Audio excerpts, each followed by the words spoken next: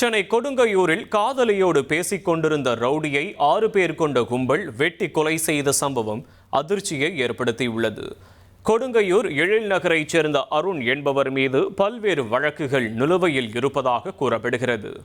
இந்த நிலையில் நேற்று இரவு அருண் தனது வீட்டில் காதலியுடன் பேசிக் கொண்டிருந்த போது 2 பைக்கில் வந்த 6 பேர் கொண்ட கும்பல் வீடு புகுந்து பயங்கர ஆயுதங்களால் அருணை சரமாரியாக வெட்டியுள்ளது. அப்போது அருணை காப்பாற்ற முயன்ற காதலி தர்ஷினிக்கும் கையில் வெட்டுக்காயம் ஏற்பட்டது. அனல் சத்தம் கேட்டு அக்கம்பக்கத்தினர் ஓடி வந்ததும் மர்ம கும்பல் அங்கிருந்து தப்பி சென்றது.